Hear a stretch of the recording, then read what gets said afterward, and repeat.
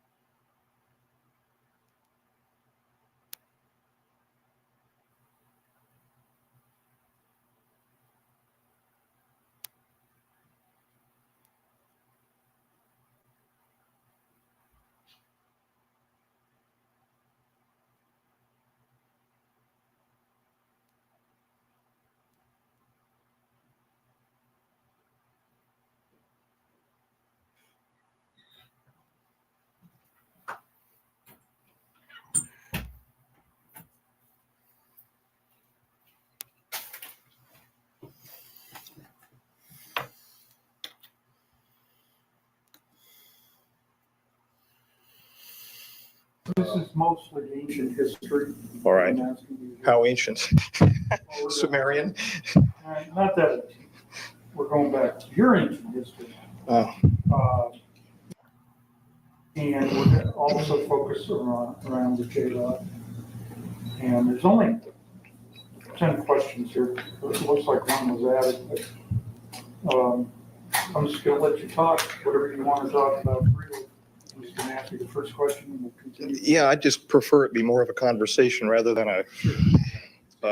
The other makes me feel as though I'm testifying, and I'm prepared to do that as well. Okay, raise your right hand and put your left hand on the Bible there. Or was it your right hand? And as long as we're in a closed session, so help me God. Yeah, conversation is definitely the way to go.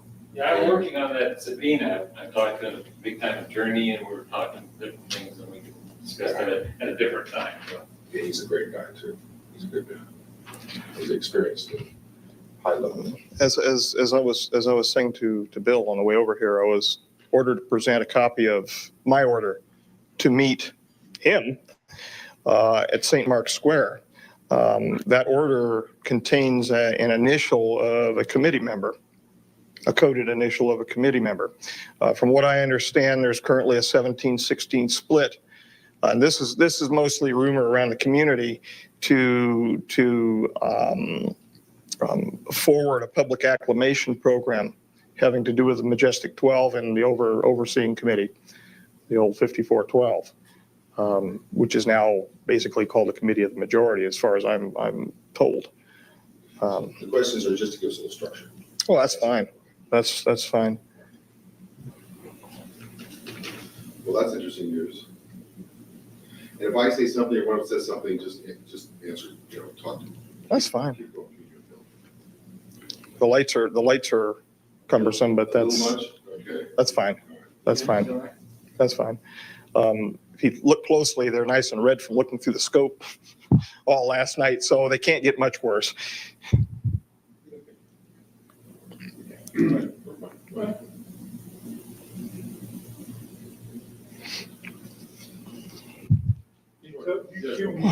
I'm Oh, okay. Okay, the first question, Dan, they want to know is, where did you work in the mid-90s? And how did you come to be employed there? Well, several locations in the mid-90s. I had some cover positions here in Las Vegas. which made me look like a good old-fashioned Joe. In fact, I had had some police experience at the late 80s. You're probably centering your question around the work for the government. In 1986, I was approached while working as an undergraduate student in Dr. Bert Bell Barbero's office, in his parasitology laboratory, to be exact. I was looking through a scope at the time. Three gentlemen walked into the laboratory, closed the door behind them. There was 2 uniforms and a suit that were present. Both of the uniforms I would make as most probably being United States Navy. My memory of that one event's kind of hazy after seeing all of the suits and uniforms and whatnot. We spoke for a while. They asked me if I was interested in seeing the world and the like. I told them I, in fact, was. We went through several interview processes, not unlike this, and reviewed my background. I went through several background investigations. Finally, starting up 90-91 timeframe, I was cleared for working past groom to the Papoose Mountain facility, that place that doesn't exist, about 90 miles north of here, the nowhere place. That's how I came to work there. My original assignment was at the Groom Lake facility to review histopathology slides. And I went through nearly a year's testing and then was basically let loose for a year, and I heard no contact from them. After that, I was brought back in and shown some higher grade slides of unknown origin. Following that, I was introduced into a working group and subsequently brought into the Papoose facility, the Site 4 facility. We worked for well over a year on slides of unknown origin. After I took a minimum leadership position under several of the other biologists who are already present, most of which are now deceased. You know the names of those individuals. I was then introduced into the level 4-5 facility, and the 4-5 coded for 9. You're again aware, we covered this in ancient history. And so what we did is introduce the new members, myself amongst them, into the clean sphere area, and we were eventually shown the subject for which we were examining the slides. The slides were unusual in that they were in pressurized cells, and they were reviewed by us on a conveyor with a completely automatic microscope. We weren't touching anything. We give verbal commands. At the second instance, we were finally allowed to have a VRML, a keyboard, for examining the slides, and I digressed. But then working with the J-Rod itself in the ambassadorial suite or the Clean Sphere suite. Now, was this under this Project Aquarius? Yes. Initially, I was assigned as a working member of Project Aquarius. Then finally, I was made an assistant working group leader. And then mysteriously, after one meeting with the J-Rod, I was asked to take the working group leader position. I didn't find out why I was asked to take the working group leader position until, well, within this last year. I never understood it because Stephen was older than I. He was my senior not only in ability, but in age. And I would have never figured being advanced above an individual like that in ranking within a working group. And in fact, I never considered myself above him. We worked together. The Q94 document that you have in your possession was co-authored. My name went on there as the primary investigator because I was the working group leader. But in fact, he and I were both involved in the authoring of that document. Oh. Okay. Now, could you explain briefly what you were briefed on who and or what J-Rod was? Initially, I was briefed that J-Rod was an alien, specifically from the reticulum system to reticulum 4. I had no idea the truth. Yes, from 2 reticulum 4 now, but I had no idea the truth of how they came to be. As I said to you before, I have never met an alien, but I have met an extraterrestrial. I found out subsequent to interactions with the J-Rod. And again, they have personal names. The term J-Rod simply means 15, which was a basing name for where they're located, the number of light years from our location. So they took those names. And they identified through the Sigma protocols, the linguistic protocols, with a rod symbol, which was an inertia symbol, and the letter J. And in fact, that was a combination of Mayan and Egyptian numerology having to do with a rod and a J, meaning 10 and 5 for 15. Okay. Now, 15 light years away, is that the police 876? 876 Charlie, from what I've been told. Now, he did not specifically tell me that that was the location, but the number 15 was mentioned.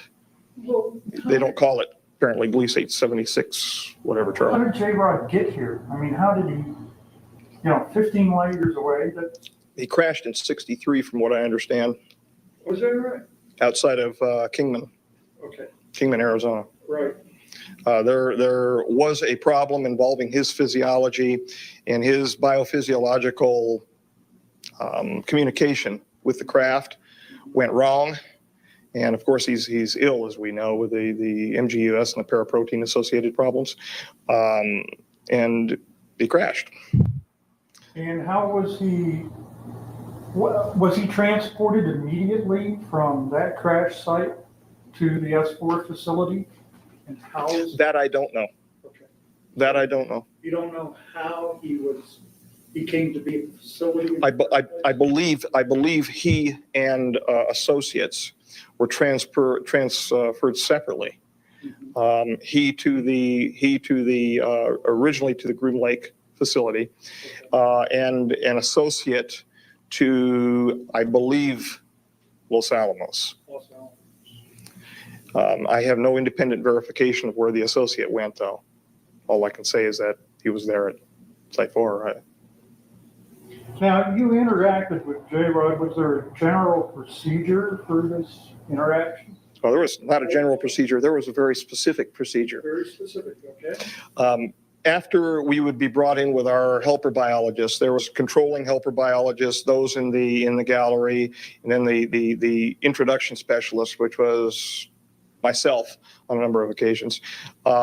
We entered the clean sphere through a large series of protocols involving pressurization and compartmentalization, no pun intended, until finally we were pressurized in fully encapsulated a TEC, a TES, total encapsulated suit for entrance into the clean sphere. Once we were pressurized and entered into the clean sphere, well, I should digress. We had a medical evaluation, all of that first. But they ceased doing that after a couple medical evaluations. It was more just interested, let's get you in and get the work done. I would enter into the clean sphere, and I was not supposed to communicate with the J-Rod at all. I was not supposed to know his name. The reality is we were communicating from the time that I entered into the ambassadorial suite external to the clean sphere, talking back and forth freely. I could hear whatever he was projecting at me from thought, and he could very clearly hear what I was thinking. I say hear, meaning perceive.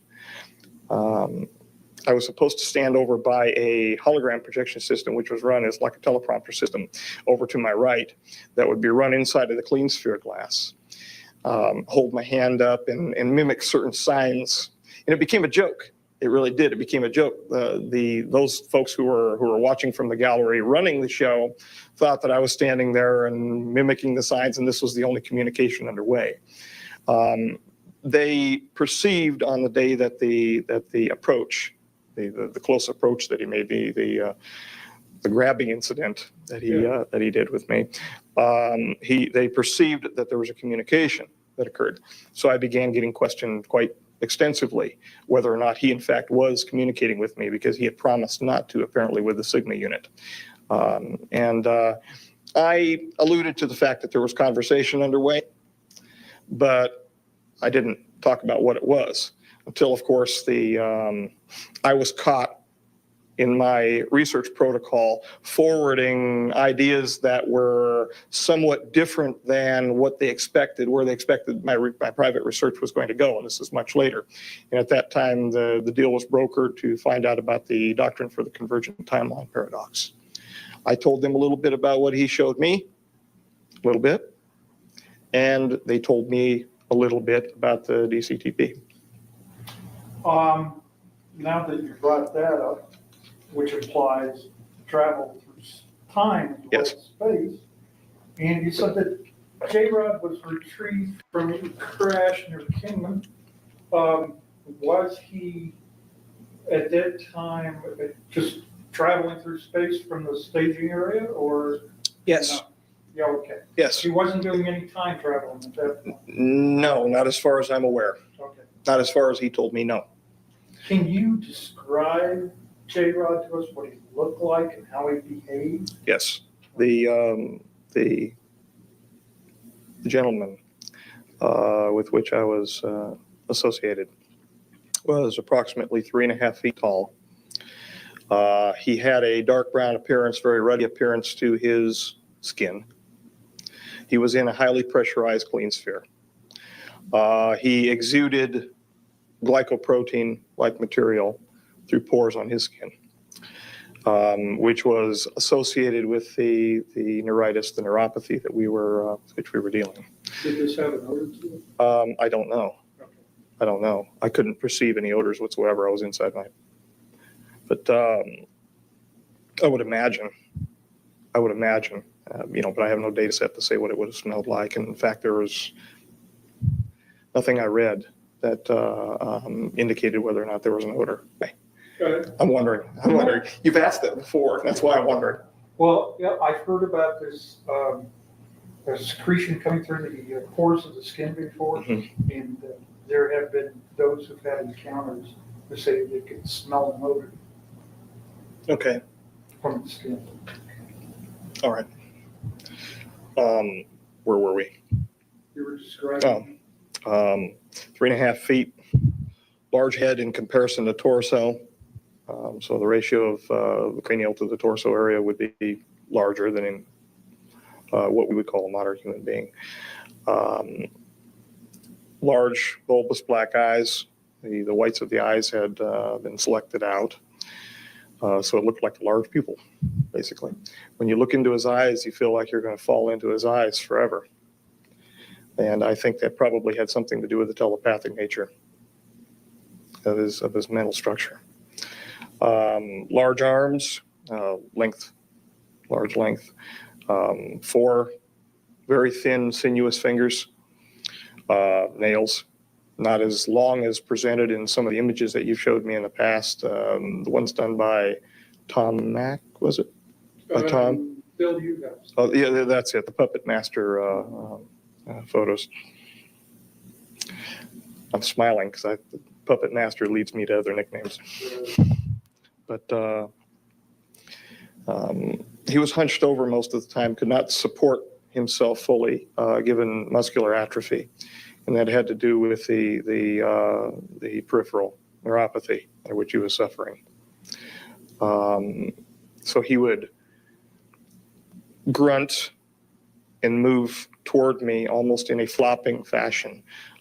Feet were large in comparison to what we would say our feet would be. He was unclothed 4. Yeah, he was unclothed, which bothered him. He wanted to wear clothing and was refused in every turn. Called himself captive, and justifiably so. His feet were unusual in that the plantar area had a very large knob underneath what we would call our heel. His facial features were grotesque in comparison to what he showed me what normal would be. He was Normal of his type. yes. He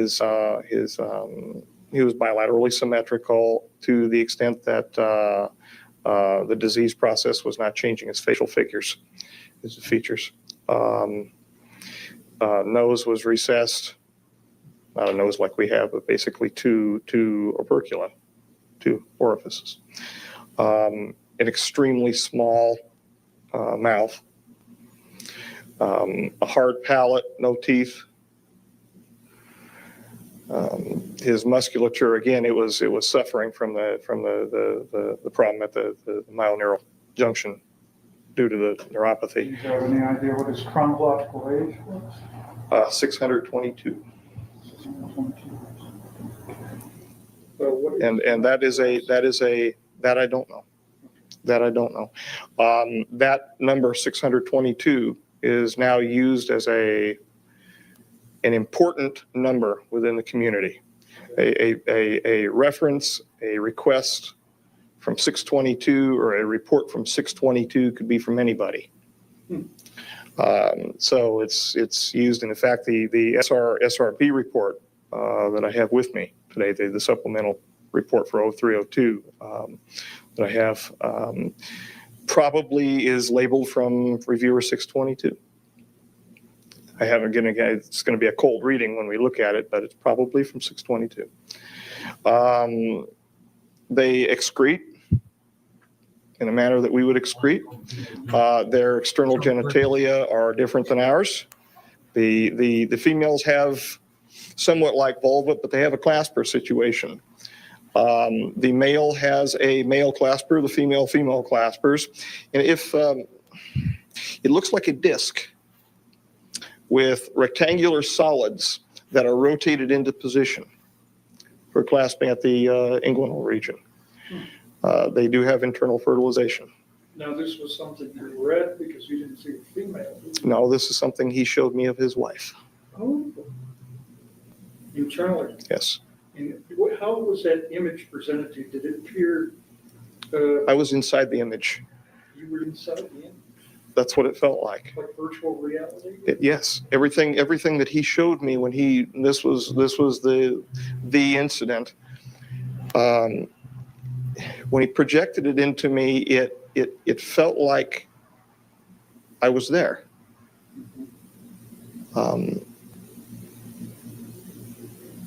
My sensations were heightened.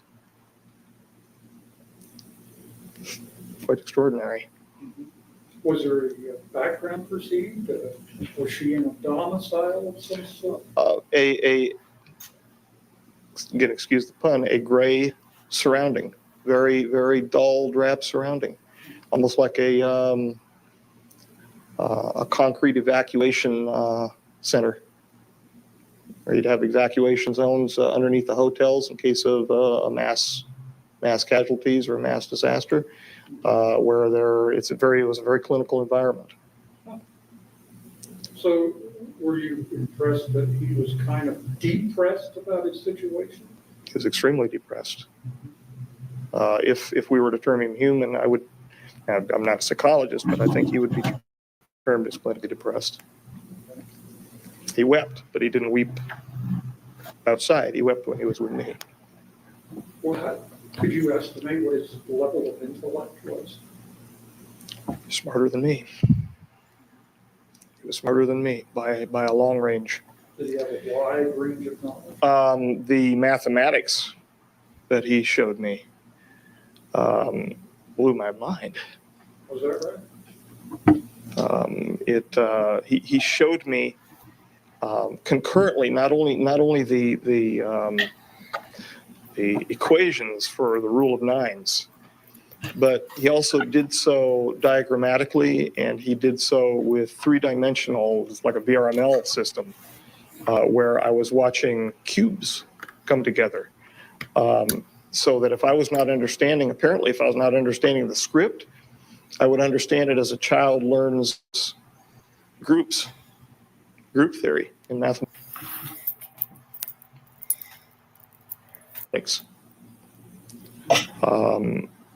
Highly evolved, highly intellectual, highly repressed emotionally. When I was with him, I felt great happiness to be with him, but I could feel his great sadness, not only because of what he wanted to become, what he knew he was by being present with us, but where he was and how he was being treated. He was not part of the group that has to be catered to involving the T9 treaty that was just signed. He wanted to help. He was willing. When I went in, for God's sakes, I took well over, nearly 300 individualized aspiration samples from his neurological system. He would hold his arm out for me to take them. There was no pain medication. And whenever I would fire the introduction system to remove the sample, it was an aspirative avulsion system, he would cry, and then he would just stand there and look at me. There was a suction. Yes, yeah. In fact, I would bring the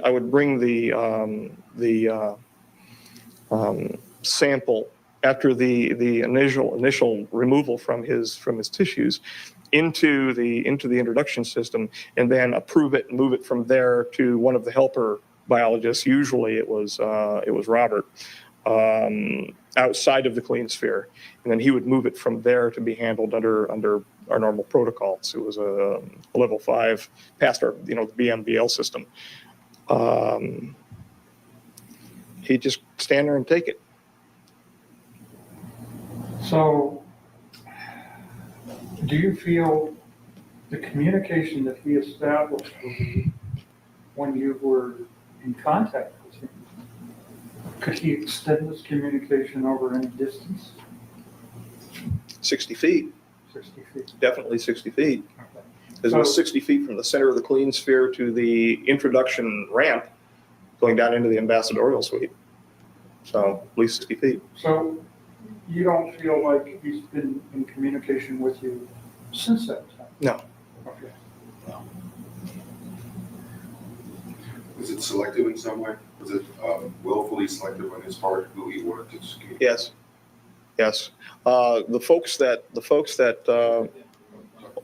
I'm sorry. The folks that wanted to find out what he was saying to me, they knew darn well that he was communicating with me after a while, because I was smiling. I couldn't help it, because we were actually joking back and forth.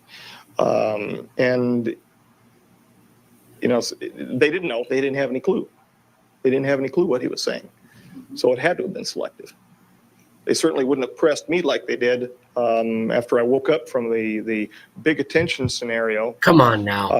I woke up outside of the clean sphere. I was drug out of there by Stephen. He finally got a secondary suit on and drugged me out of the clean sphere. No, they had no clue. They had no clue what he was saying. I'm sure of it. They were extra rough in removing my plug and my catheter and all of that business after I got out of the TES. Yeah. One of the things that I want to ask you now, departing slightly from this subject, we're going to ask this last question, then we're going to take a break, okay? And then we'll see where we go from there. But, I'm smiling because I'm envisioning the lack of the lights. yeah, okay. But everybody's Yeah, don't like this at asking all. why, and of course, you're going to have to restate this again. Why are you talking to us now? What is your intention in telling us about this, about your involvement? It's multifocal. It's multifocal. There's several reasons. The largest reason is not the most important reason. The largest reason from a personal perspective is to step out from under the Black Ops community and retire. I'm ready. I told you before, I can see myself walking along a pond and not being bothered by anybody except for maybe a bird here or there, and taking a sample and just taking my time and looking at it for fun, for enjoyment. And you're worried about Um, your health, right? Well, my health is degrading. There's no doubt about that. The heart disease that I have is in fact degrading my health. Time is coming. I don't know how long that is, and of course that's within God's providence. So you'd like to maybe have some freedom, have some time Yes. of your own, Yes. to go to Walden's Pond or something, right? Study the life. Disappear at Walden's Pond. Right. There are other reasons too. Without yelling the poor me scenario. Yes, people have a right to know. I mean, that's, other folks have screamed that. Some of them, I think, real. Some of them phony as a $3 bill. Yes, they have a right to know what is going on. They have a right to know because this is their future. Or maybe not. And it depends upon our wisdom or lack thereof. This gets me thinking. The one thing that we've heard from the Brookings Institution study, the famous clamp study, was this would cause a great social upheaval. It would destroy our social bonds, our religious bonds. And in fact, I know I'm digressing, but I ramble. Every time an individual is approached with the issue of, would this destroy your faith? I have heard, it's my experience only, I'm sure there are going to be varied opinions. No, it'd strengthen it. It'd strengthen it. From a certain perspective, yes. From another perspective, no. The Brookings Institution was correct on a certain level. Suspend disbelief for a moment and walk with the idea that this is real. That the ruins that are present on the moon and on Mars, the ancient temples, are in fact the gifts of our own progeny. Can you imagine what is going to happen when those temples, which were prayed to as the gods, are found out to be nothing more than the creations of men, that the men themselves were those who were being worshipped? Will fall headlong into the pool of Narcissus.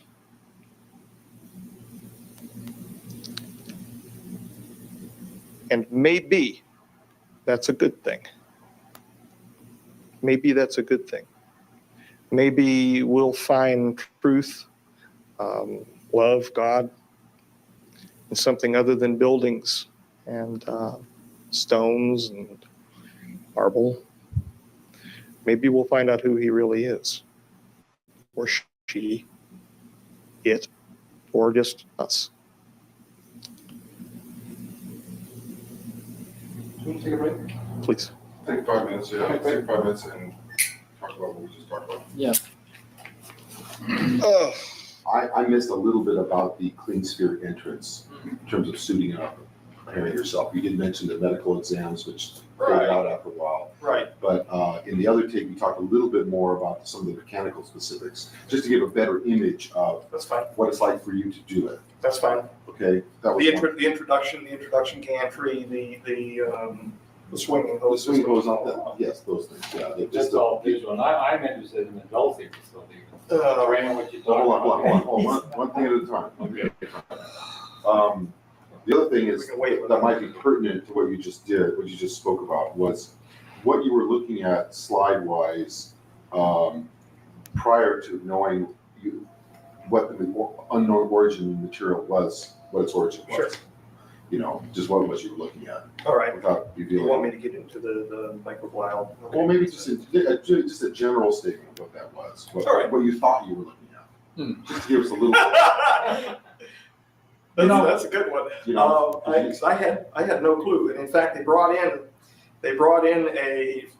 who we got on our side, a biochemist to turn our attitudes around. And after about a year, he didn't turn our attitudes around. He finally joined us. And finally said, no, we can't do this without finding out the origin of the tissue. Right. We needed to find out. See, we were dealing with a situation where it was in vitro. We might want to back on camera for this, so. That's fine. Okay. And the other thing that I think you made a very good statement about why you're doing this. I'm wondering if there's anything else we can do for you.